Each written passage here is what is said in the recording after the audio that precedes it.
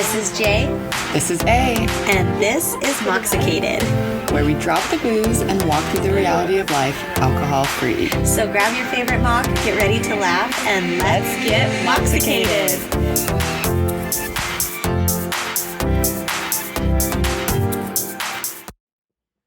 Hello, and welcome back. It's a Mocksicated Thursday. Yes, it is. We've got our coffees. Yes, we do. Tried a new coffee spot this morning Oh in my town. gosh, yes, thank you, Mine's pretty Allie. good. Is yours good? Mine is really good, I actually. I wasn't sure if it was I going to get be. so nervous. I know at a new place. I'm like, do they know what they're doing? Do they burn the beans? Yes. That's the biggest thing. Do Yes. they burn the beans? They did not burn the beans. Yeah. It was no, mine's good. delicious. How was your weekend? Insane. You had an insane weekend. Yes, but good. And yeah, life is always Life and hard.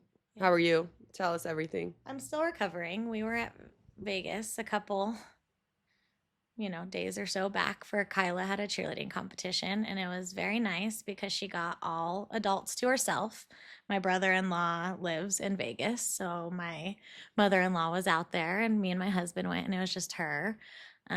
She unfortunately was in the ER for some time, something that I didn't know, and I feel really guilty and kind of silly as a mom for not knowing this with two asthma boys, because it's so obvious, is that the casinos aren't good for them. Because even if someone's not smoking, they have been smoked in. And so Kyla's always my rock star, and I never thought she had any asthma, but the doctor this time was like, obviously, if her two brothers do, she does. Okay, the doctor was nicer than that. Yeah. But we spent the whole day at Circus, and that is the oldest one on the strip. And probably has cigarette smoke just puffing out of the vents. And so I felt so guilty because that's what aggravated her sickness and why we ended up in the ER. So if you do have kids, put masks on them or just avoid the casinos. The best part about my trip, no lie, okay? I'm in the ER till like 1:30. Get back. Thankfully, I have my mother-in-law, and I'm like, can you please watch her when she sleeps? My husband had to go get the prescriptions, and I was like, I need to go take a walk around the casino. And I took a walk around the casino at 1:45 at Saturday morning. And I thought I was just going to do the casino, but the place we stayed has a club in it and like a little mall. So I freaking walked all of that, and I saw everything and all the things. The only thing I was missing was a physical fight. Don't hate me. I don't wish violence on people, but I did kind of want like some pushing and shoving to happen. I did see a girl that reminded me of myself that was right in front of the club, just sobbing, crying while her boyfriend was trying to comfort her. And I was like, oh, that's me. Like they couldn't go off to the side. She was right in front of the entrance to the club. And then I saw another one that was like later, Jess, she had like her phone plugged in, and she had definitely ran away from her friends. And she was on the phone with whoever one of them and was like, you're not going to find me. Oh my gosh. Like, oh, there I am. I've been on that other phone call. I know. And then when I came back, which it was like a 30-minute walk, she was still there. And I was like, bless her soul, at least she has her phone charged. She seemed a little bit more sober. But that actually like regulated my nervous system from being in the hospital and just being sober and being in check with my body and looking at like almost all these past versions of myself. There was like not a club, but like a little bar area. You know how they have like these bar areas? Oh, yeah. And stuff goes down in there. They were having 90s night, the best music I've ever heard. And there was only like 5 people dancing. No, so when I was in Vegas last, that's where we had the most fun, was in one of those little sidebars, and it was emo night, and ended up, once people started hearing the music, like there was not that many people, and then people just kind of kept trickling in, and then it was probably the busiest time they've ever had, because even the servers were like, well, we don't know how to do this. I was like, if I was wearing a bra and not in a sweatshirt and sweatpants, I might go in and dance a little bit since no one else is. But yeah, I don't know. I think Vegas, some people, and I totally support anybody's, your right to not party. But I know some people have a hard time with Vegas sober, and I just love it. I don't know why. It like injects something into my body and I feel energized. Well, no, it's the comparison of who you once were in Vegas and who you are Yeah. now in Vegas. And I think that Yeah. you have so much to be proud of where you are now in Yes. your life, mentally, physically, all of the things. And so I think that it's just like, it fuels you. Yeah, we've had some, even flying in Saturday morning at 7 a.m. I was like, this is what Allie did that one time for my sister's batch party. Like, we've had some times in Vegas. And so, yeah, it is like a sense of pride and a breath of fresh air that I can't really Yeah. describe. But yeah, it's all the things that sobriety gives because when we were drinking, it took a lot from us. Yes. Alcohol is a thief. Ah, it is a robber, Yeah. hamburglar, but worse. Yeah. I did go straight to like a raccoon. Like, Why are we like children? You think of a raccoon and I think of hamburglar. well, I think that like the Hamburglar is like a raccoon in person form. Yeah, I agree. I agree with that. But really, alcohol is a thief. It steals everything. And so we wanted to talk today about all the things that it took and takes from us. Daily, monthly, yearly, because it varies. Yes. Oh, honestly, like prepping for this one, I was like, God, it Ugh. took a lot. Yeah. And before we get into what it takes, we have to talk honestly about why we started drinking in the first place because we do and did feel like it brought something to our lives, that it Yeah. gave us something. And some of the stuff that we kind of felt like or feel like alcohol gave to us was belonging. Yes. They sell that like you're going to connect because when you go to the bar, alcohol, when you go to a party, alcohol, a celebration, alcohol, a funeral, alcohol, every Yes. gathering, somehow alcohol has sold you that this is going to help you connect in this setting. Yep. And when you have that drink in your hand, you belong. Yeah. And yeah, courage. Oh my gosh. They're liquid courage. Liquid Everybody courage. has heard that in their life. Yep. Ritual, something to do every day, something to do every holiday. Yes. A personality shield. Oh, totally. We've talked about it in our introvert, extrovert episodes, just how so many people literally for social anxiety drink before to be able to function in a social setting. Function, literally, not even just like loosen up. Function. Yeah, and connection was on here as well, but it's the same as belonging. And so I feel like when you look honestly at all of that, and yeah, it did give us those things, but how real, how like tangible, real, how many of those things lasted in our lives beyond those moments? Like, did we have that courage the next day? Did we have those same connections and did they feel the same as they did when we were drinking that one night or that one trip?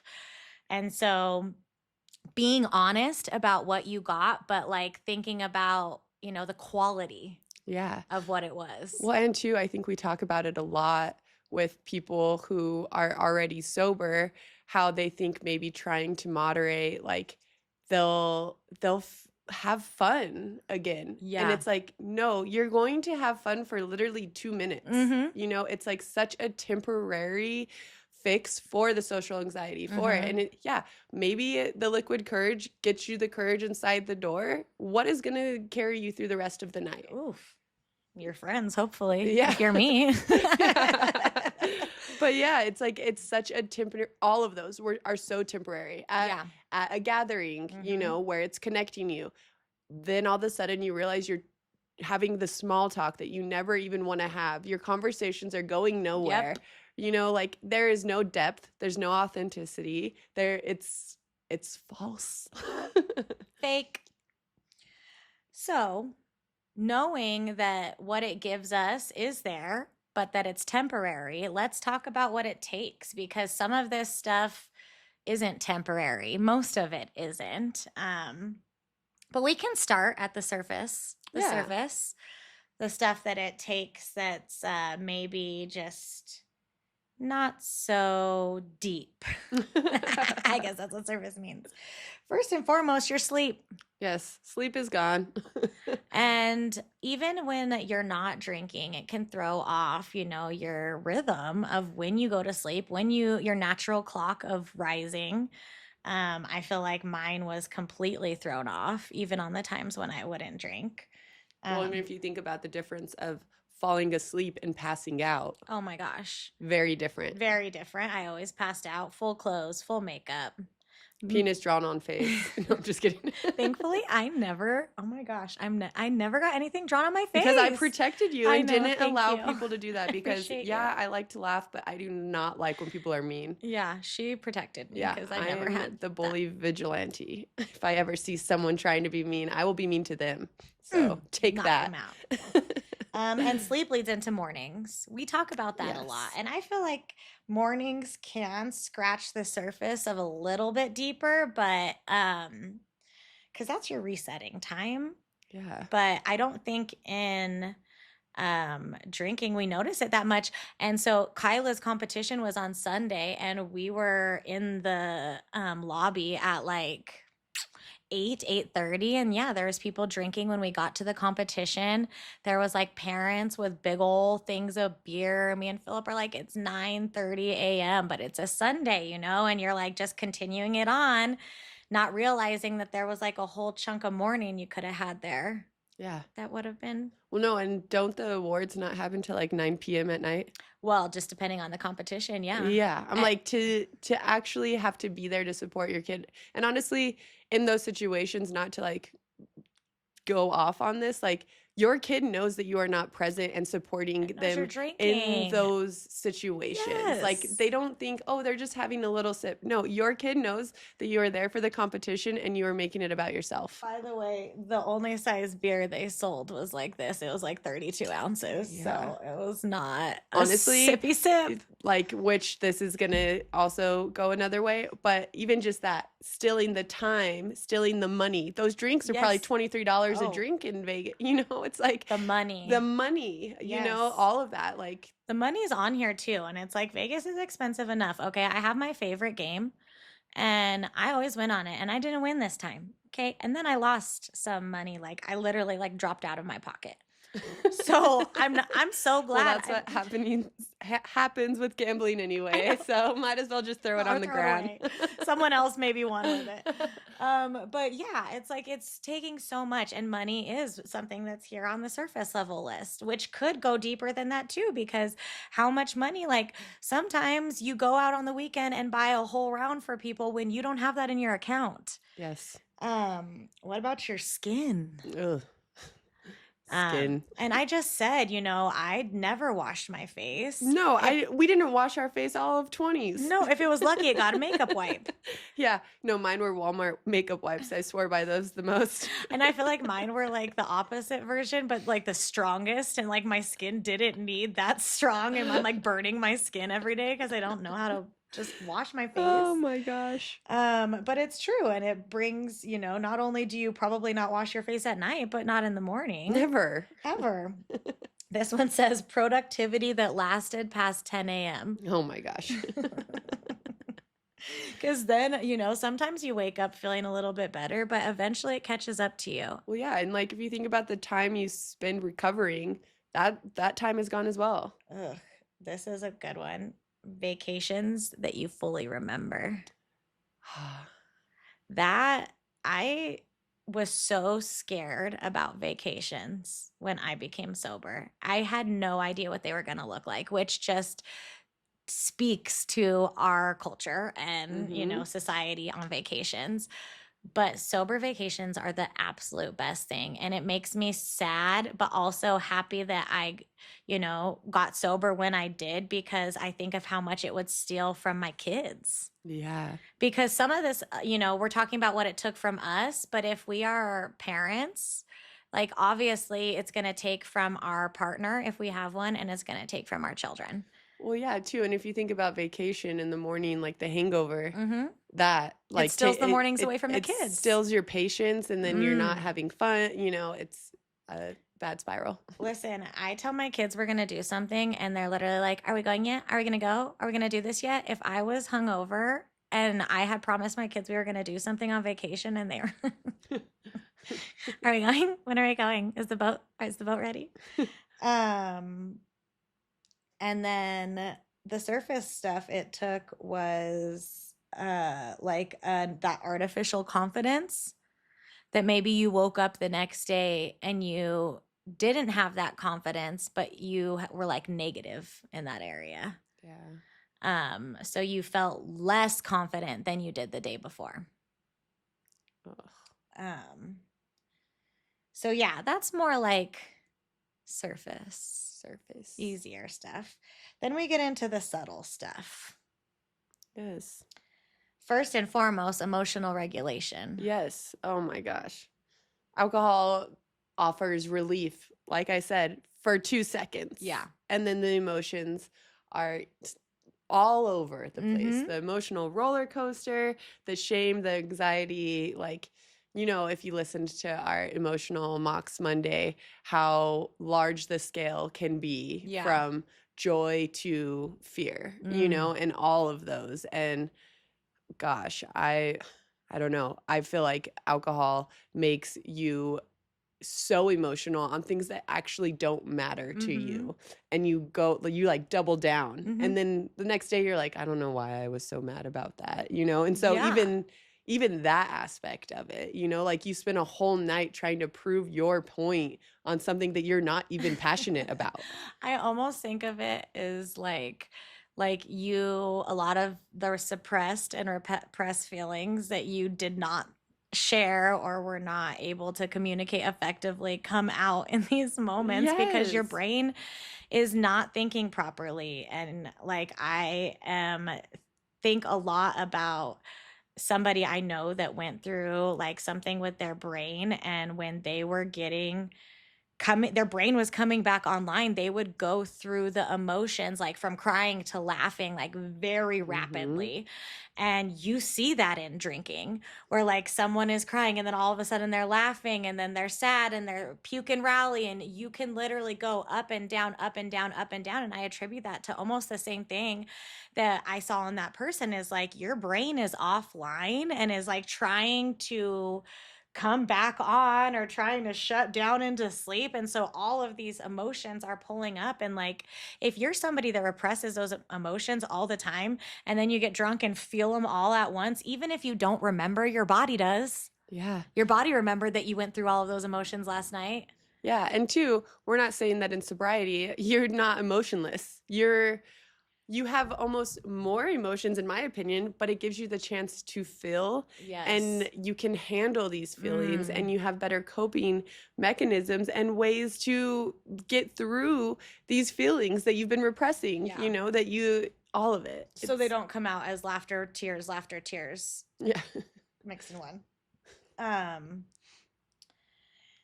The ability to, and this kind of goes off of what we were just saying, but like the ability to escape from what you're feeling Yes. is, like, so being able to handle those feelings naturally, we weren't allowed to do that. No. We were always escaping them. And that is what led us down that road to the next one, because it's like, I immediately, when I said escaping, pictured the emotion like fleeing and then it just like coming back and chasing. Yeah. And it's like, you're going to feel it no matter what. Well, and two, I think that society has told us, after a hard day, have a drink, escape from your day. Mhm. I'm going to offer you some time to relax, Mhm. And it's like, no, not at all. Like, and I mean, even in the way that, you deserve this, yeah, like using these powerful words that it's like, we think that, oh, okay, those are the words we want to hear. No, once again, this is like such a temporary Yeah. dopamine hit. Totally. Sorry about my stutter. Dope hit. No. And it goes off to like the next thing I had was it took our tolerance for boredom, because when, we didn't have anything to do, it was like, well, let's drink. Yeah. Let's drink. I don't have anything to do. I don't have anything on my schedule, or what should I do? Like, oh, I guess I could pour a glass of champagne. I guess I could open a beer. So you weren't really allowed to be bored. anymore, and that I feel like it's so funny because we're working on that with our kids, like trying to let them be bored, Yes. and we're over here, filling up all of our space with alcohol. Yeah. Ugh. Yeah. Ugh. Here's one that we've talked about a lot, and that's our trust. It stole our trust Yes. in ourselves. Yes, that's hilarious. I was just looking at that. It's like keeping promises to ourselves that alcohol quietly lets you forget is what I had written down. Because so many times, we have a plan in our head. This is how we want this night to go. This is how we want to be presented, all of this. And the second alcohol enters that scenario, all of it's out the window. We aren't trusting who we are. Our confidence is a false confidence. Our insecurities are amplified. Yeah. And that's where we mask them with a false confidence when really, like, we don't even know what we want or what we need in that point. Well, and then, for me, waking up the next day and like hearing about the things I did and who I was, it's just like I believed in myself more than to do those things. Like I thought I would never do something like that. And that chips away at that trust so much because like anytime you make that contract with yourself, whether it's about how many drinks you're going to make or like something that you have like a hard line about, like and you drink alcohol and it fades, that you're like, oh my gosh, who am I? Like I don't trust myself when I'm in these situations. And that leads to the next one, is it stole our boundaries. Yeah. Oh my gosh. All the boundaries out the window. Yeah. Anytime we made a boundary, it was gone. Anytime we thought we were strong in a boundary, it just took enough drinks for that boundary to completely disappear. And this is a hard one, I think, especially for me, but for both of us, is like my instinct. Yes. And even if it didn't take that instinct away, because ours is so loud, it took away our ability to listen to it or follow it. Like, even if we heard it, we're like, shut up, intuition, shut up, our instinct. And I'm going to do this instead, because if I followed my instinct, what would happen? Like, I would make someone mad. I would have to stop drinking or what, all these things would happen. So it's just easier for me to continue. Yeah. There's so many unsafe places that Jess and I were in at a young age and we knew better. Yeah. We knew better, but we would literally like grab each other's hands, like, all right, we got each other. We'll get through it, and we thought we were these like huge people that could take down anyone, kind of the mentality, like it's not going to happen to us, you know? And that can also be a really dangerous mentality, but it's such a common thing to think, especially when you're younger, like it's not going to happen to us. That's not going to happen to us. Well, and I think when you are drinking alcohol, that it gives you, or it takes away your sense of security, because, or it gives you a false sense of security, because I've seen so many people, like even into their our age, that have continued to drink their whole life, that still have this ideal that like they're invincible, that nothing's going to happen, that even though they've gotten pulled over for drinking, they've gotten out of it, or whatever the case may be. And so it's like, oh, it always happens to someone else, it doesn't happen to me.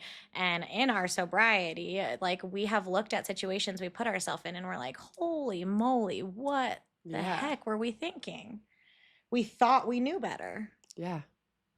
My ability to show up consistently. Ooh.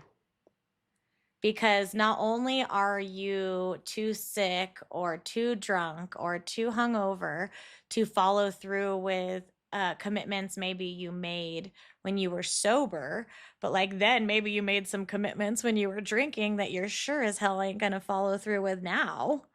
And so you just weren't showing up. You weren't showing up for yourself. You weren't showing up for the people around you. You weren't showing up for your drunk friends. I was the queen of that, making plans when I was drunk and then never.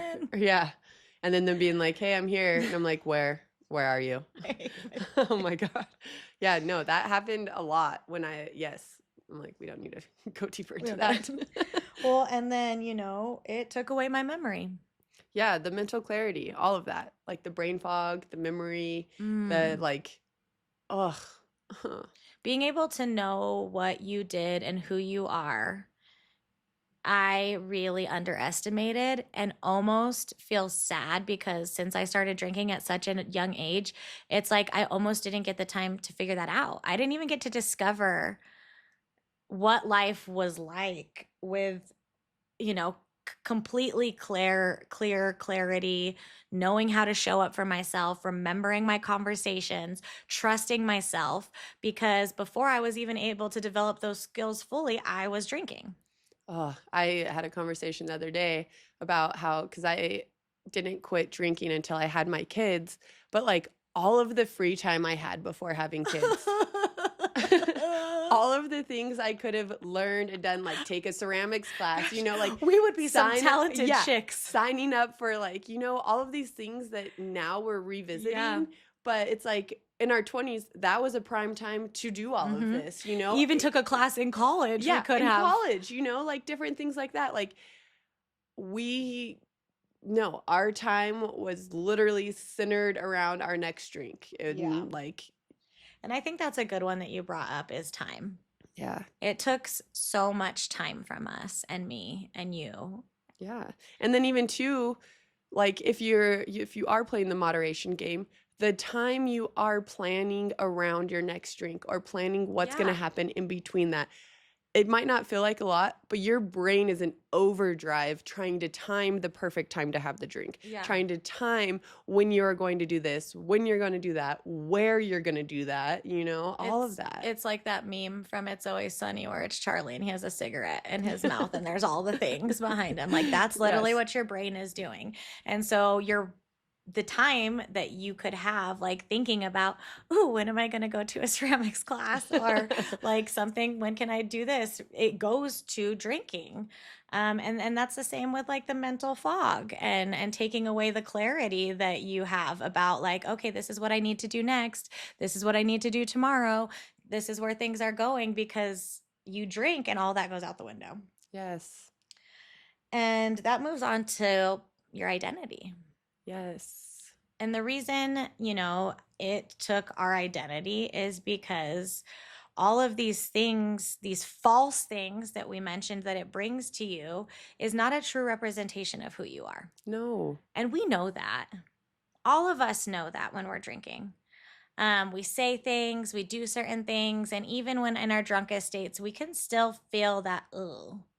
Like, that's not me, or that wasn't what I should have done. And then the next day, times 10. Yeah, the shame spiral the next day or the guilt, maybe saying things that you don't even actually believe. Yeah, and we've said a bajillion times, I was not a truth teller when I was drunk. No. I was a liar. We were liars. I literally was fed off of making up stories. And I was like my most people pleaser self, where I was just like telling everyone what they wanted to hear, all the boys exactly what they wanted to hear, and then breaking their hearts because I was like, oh, I don't even remember saying that. I'm not this person that you thought I was. I'm so sorry, and and I don't even mean to be laughing this whole time, but it's true. It's so true. It is so true. Both of us. I mean, and I'm trying to think of what I just made up lies, like complete false stories I about fed into different people. things. Yeah. I literally just told them what they wanted to hear. So sorry if I ever told you something. It's like Regina George when she's like, oh, I love that skirt. Where did you get it? And Lindsay Lohan flashes back. That was me when I was drunk. So if maybe somebody had that flashback with me and was like, oh. But yeah, you just show up as a different version of you. Yes, totally. An inauthentic version of you. And that's where the distrust comes from, is it's like it's an identity shift.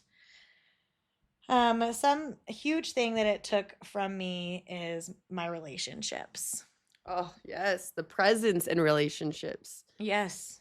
Like even down to the physical, the eye contact, different things like that. Like that's not even that's surface level of the relationship, and when I was drinking, I wasn't listening to the person I'm talking to. I'm worried about what I'm doing next. Yes. Yeah. Well, and I think for me, my biggest fights, I know for me, my biggest fights with every partner I had was because I was drinking. And I, at the time, had no idea I had ADHD. I had no idea I was dealing with a neurodivergent brain. And so my emotional regulation was not good as it was. And then I got drunk, and all it took was one little thing for me to completely lose it. And I could destroy a relationship in what I did when I was drinking. I did cheat on significant others, I will say they all cheated on me first. Okay. Not that it gives me a pat on the back, but, um, and then that was even more frustrating is like I would have been cheated on by a significant other and I was still with that significant other because my decision making skills was horrible because I was drinking all the time. And then a situation would arise for me to cheat on that partner. I would never want to. That's not in my character to do it, but I was drunk and I was really hurt about what they did to me. Didn't remember. I was not in safe situations. So what did I do? Cheat on that person. And then the next day, what did I do? Feel like awful crap, even though maybe that person deserved it. I'm speaking about two in particular. But what do you think that did for our relationship, and we were never honest, and then there were so many boundaries that were crossed. There were so many relationships that got physical on both sides. I shattered someone's oven with a freaking golf what is it, club, A golf club. a golf club. I shattered the glass on the window, on the top of the oven, just in case you didn't know it's glass. I didn't. And there's all these things that you do that ruin your relationships, and that's just loved one, like lover relationships I'm talking about. I am lucky Allie is still my friend. I am lucky that Devin is still my friend because there are certain things that I have put my friends through just because I was drunk, too drunk, irresponsible, didn't know my limit, that could have ended that friendship. And some friendships that did probably end, or people stopped hanging out with me because of who I was and what I did when I was drunk. Or I think on the opposite, like I feel like I pushed people away and maybe you attracted people that were dangerous because when you were drunk, you were like, yay. Yes, no, 100%. I attracted so many things that I did not want. Not just people. I mean, well, yeah, people, but like situations, places. And I'm a bullshitter. Literally, as a drinker, I could bullshit anything. I could talk about anything and I could make it sound so authentic. And in hindsight, like there was no authenticity to me at all. Yeah. And then that's where also, because I wasn't as much of a blackouter, I was a brownouter. So there was just chunks of the night missing. Like I would remember the end usually, but there would be like a whole 2 or 3 hours that I'm like, what? I was talking to that person for that long, like, no, and then I would get on the defense, be like, no, well, I didn't black out, but also there are chunks of these nights missing, Yeah. And yeah, no, the presence in a relationship, like out the window, 100%. Yeah. And now, like to flip that, like I can make eye contact in a conversation. Yeah. That's why sometimes our sound is bad because I'm making eye contact with Jesse. Nonstop. Yeah. And so I'm like, okay, Allie, refocus. You can't do that, different things like that. And it's like really, and I know I keep saying this, but the authentic connection, like in the relationship. Well, and then that just probably, I'm assuming here, but added more to the mental confusion because then when you see these people out sober, you're like, how do I show up? Like, I don't even remember who I was to them, or like, I remember I was this kind of person and I'm not feeling that today, but like, do I need to show up as that person? Do I now show up as my normal self? And like, that is so much mental stuff going on in the sober version of you. Yes, no, 100%. So if you met us when you were drunk, you didn't meet us. Yeah. We were drunk. You met a very fun, weird version that we hated on the inside. Okay. Mine was never fun. It's fun for the first 2 seconds. Like I said, the beginning always seems like it's going to be so fun. Because I am a fun person. Yes. And those first shot like brought me out, and then I just tank after that. Anyways. Now I come out, but it's just a pleasure if I come out. Yes, your presence is the present. I feel like someone said that to me the other day, so thanks for reaffirming that. Okay, the nervous system. And that, for me, was probably the biggest thing. I had no idea how much my body was already operating in fight or flight.